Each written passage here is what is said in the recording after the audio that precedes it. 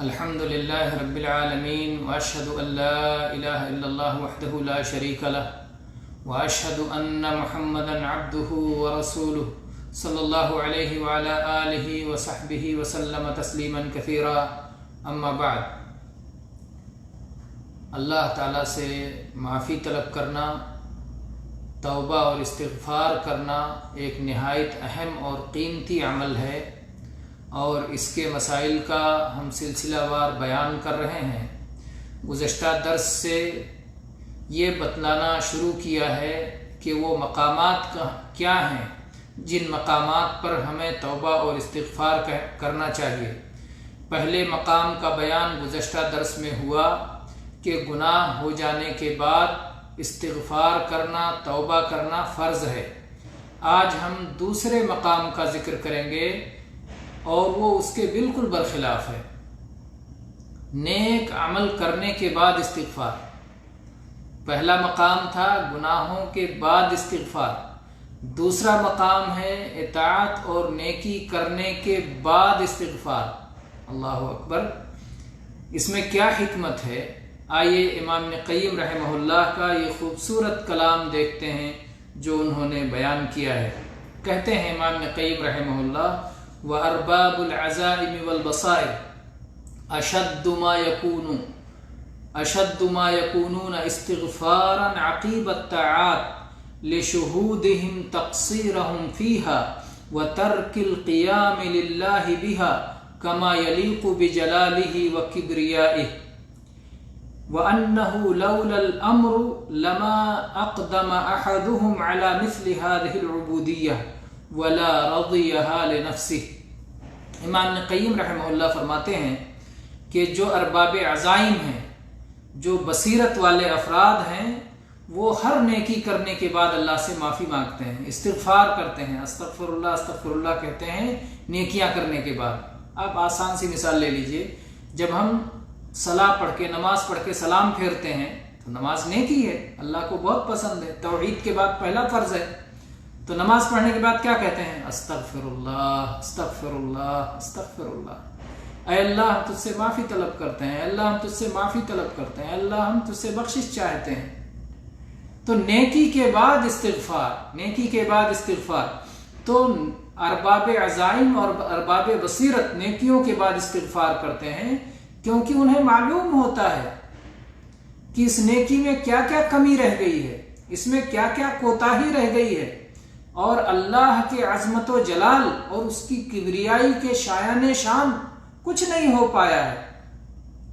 جو اللہ کی نعمتیں ہم پر ہیں، جو اللہ کے احسانات ہم پر ہیں، جو اللہ کے انعامات ہم پر ہیں، اس حساب سے ہماری عبادت کا کیا حال ہے، ہماری اطاعت کا کیا حال ہے، ہم کتنے کوتاہ ہیں. جب ان کوتاہیوں کو دیکھتے ہیں تو اطاعت کرنے کے بعد پھر اللہ سے معافی مانگتے ہیں کہ اللہ جو کچھ کیا تیری توفیق سے کیا، اور ویسا نہیں کیا جیسا ہم کو کرنا چاہیے. اور اے اللہ اگر تیرا حکم نہ ہوتا تو ایسی ٹوٹی پھوٹی عبادت کی ہم تیرے لیے ہمت بھی نہ کر پاتے. کیسے اتنی تیرے لیے ایسی عبادت کیسے پیش کریں؟ اپنے آپ سے ہم راضی نہیں ہیں کہ ہم ایسی عبادت تیرے لیے پیش کریں. یا اللہ تیری شان تو بہت بڑی ہے، ہم معافی چاہتے ہیں. تو یہ ہے اطاعت کے بعد استغفار. اللہ کے نبی صلی اللہ علیہ وسلم جب صلاۃ ادا کر کے سلام پھیرتے تھے تو 3 بار کہتے تھے: استغفر اللہ، استغفر اللہ، استغفر اللہ، اللہم انت السلام ومنک السلام تبارکت یا ذا الجلال والاکرام. یہ صحیح مسلم کی حدیث ہے. اس کے بعد میں ایسے ہی حج کرنے کے بعد، حج اتنی عظیم الشان عبادت، حج کرنے کے بعد، حج سے فارغ ہو جانے کے بعد اللہ تعالیٰ نے اپنے بندوں کو حکم دیا ہے کہ وہ اللہ سے استغفار کریں. چنانچہ سورہ بقرہ کی آیت نمبر 199 میں اللہ تعالیٰ نے فرمایا: ثم افیضوا من حیث افاض الناس واستغفروا اللہ ان اللہ غفور رحیم. پھر جہاں سے لوگ واپس آئیں، یعنی عرفات، میدان عرفات میں گئے اور میدان عرفات سے پھر واپس آؤ مزدلفہ اور منی کی طرف، تو وہاں سے پلٹو، افاضہ کرو اور اللہ سے مغفرت طلب کرو. اللہ تعالیٰ بہت مہربان اور بہت بخشنے والا ہے.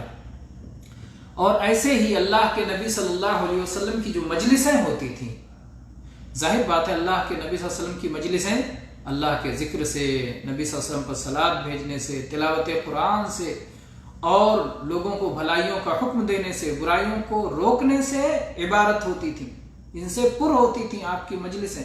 لیکن جب آپ ان مجلسوں کو ختم کرتے تھے تو استغفار پہ ختم کرتے تھے، اللہ سے معافی طلب کرنے پہ ختم کرتے تھے۔ چنانچہ ابو برزہ اسلمی رضی اللہ عنہ کہتے ہیں، کان رسول اللہ صلی اللہ علیہ وسلم یقول بآخرۃ اذا اراد ان یقوم من المجلس سبحانک اللہم وبحمدک اشہد ان لا الہ الا انت استغفرک واتوب الیک۔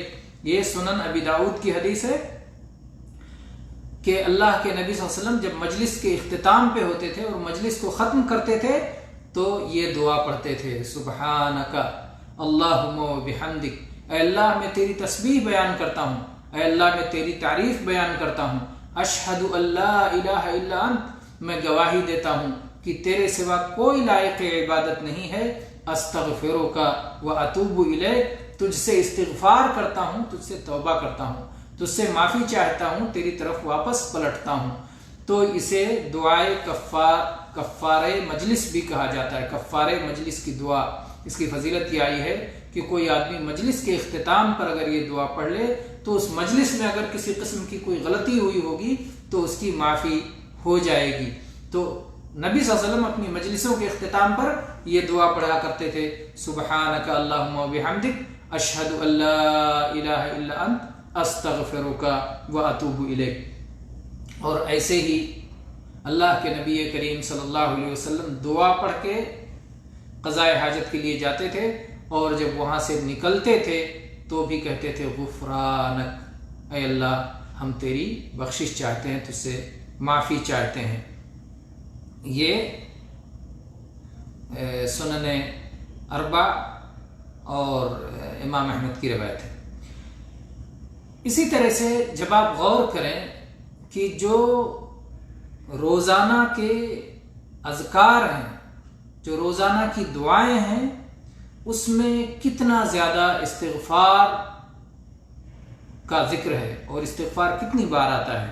خاص طور پہ آپ صلاح پڑھنے کو لے لیجئے، دعائے ثنا پڑھتے ہیں، اس میں استغفار، رکوع میں جاتے ہیں اس میں استغفار، سجدے میں جاتے ہیں اس میں استغفار، دونوں سجدوں کے بیچ میں استغفار، رکوع میں جاتے ہیں کیا کہتے ہیں، سبحانک اللہم ربنا وبحمدک اللہم اغفر لی، سجدے میں جاتے ہیں سبحانک اللہم ربنا وبحمدک اللہم اغفر لی، سجدے سے اٹھتے ہیں، دونوں سجدوں کے درمیان بیٹھتے ہیں، رب اغفر لی رب اغفر لی، یا اللہم اغفر لی وارحمنی واہدنی وعافنی وارزقنی واجبرنی۔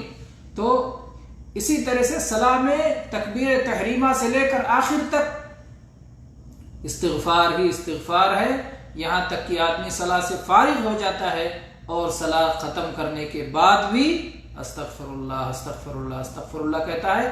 اس سے معلوم ہوتا ہے کہ استغفار اللہ تعالیٰ کو کتنا پسند ہے۔ تو استغفار کے مقامات میں سے ہے صلاح کے اندر اور صلاح مکمل کرنے کے بعد۔ اسی طرح سے استغفار کا مقام سحری کا وقت ہے، وقت سحر، رات کا آخری تیسرا پہر، جس کے بارے میں قرآن پاک میں سورہ آل عمران کی آیت نمبر 17 میں اللہ تعالیٰ نے فرمایا والمستغفرین بالاسحار۔ اہل ایمان کی صفت بیان کرتے ہوئے اللہ نے کہا کہ وقت سحر یہ لوگ اللہ سے بخشش طلب کرتے ہیں، معافی طلب کرتے ہیں۔ اسی طرح سے اللہ تعالیٰ نے سورہ زاریات کی آیت نمبر 18 میں فرمایا وبالاسحار هم یستغفرون، سحر کے وقت میں یہ لوگ اللہ سے استغفار کرتے ہیں، معافی طلب کرتے ہیں۔ ایسے ہی جب سورج گرہن ہو یا چاند گرہن ہو تو سورج اور چاند گرہن کے موقع پر بھی استغفار کرنا چاہیے۔ استغفار کا ایک وقت گرہن لگنے کا وقت بھی ہے۔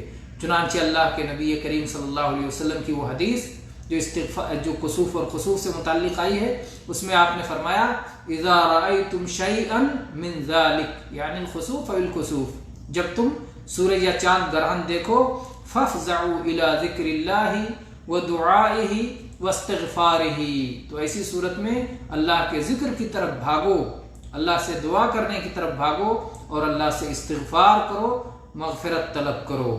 یہ متفق علیہ حدیث ہے۔ اسی طرح سے جس وقت آدمی کو رات میں نیند نہ آ رہی ہو اور اپنے بستر پہ کروٹیں بدل رہا ہو، ایسی صورت میں بھی استغفار کرنا چاہیے، جیسا کہ عبادہ ابن صامت رضی اللہ عنہ کی حدیث ہے، کہتے ہیں من تعار من اللیل، اور آخر میں حدیث کیا ہے کہ آدمی کہے اللہم اغفر لی، اور حدیث میں ہے کہ اس کے بعد آدمی جو بھی دعا کرتا ہے اللہ قبول فرماتا ہے، اور اگر وضو کر کے صلاۃ ادا کرتا ہے تو اللہ اس کی صلاۃ کو قبول فرماتا ہے۔ یہ صحیح بخاری کی حدیث ہے۔ تو رات میں جب آدمی کو نیند نہ آ رہی ہو اس موقع پر بھی اللہم اغفر لی، اللہم اغفر لی کہنا چاہیے۔ اسی طرح سے رات میں جب تہجد کے لیے آدمی اٹھے تو اس موقع پر بھی استغفار کرنا چاہیے، جیسا کہ عبداللہ ابن عباس رضی اللہ عنہما کی حدیث ہے، کان النبی صلی اللہ علیہ وسلم اذا قام من اللیل یتہجد قال فاغفر لی ما قدمت وما اخرت وما اسررت وما اعلنت انت المقدم وانت المؤخر لا الہ الا انت۔ یہ حدیث متفق علیہ ہے۔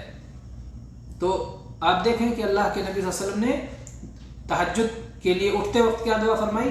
فاغفر لی ما قدمت وما اخر، اے اللہ جو کچھ میں نے پہلے کیا، جو کچھ میں نے بعد میں کیا، اللہ سب معاف کر دے۔ تو یہ استغفار ہے، اس کے چند مقامات کا آج آپ کے سامنے ذکر ہوا، اور انشاءاللہ ہم اگلے درس میں بتائیں گے کہ استغفار کے لیے کون کون سے صیغے آئے ہیں، کن کن الفاظ میں ہمیں استغفار کرنا چاہیے۔ اقول قولی ھذا واستغفر اللہ لی ولکم من کل ذنب فاستغفروہ انہ هو الغفور الرحیم۔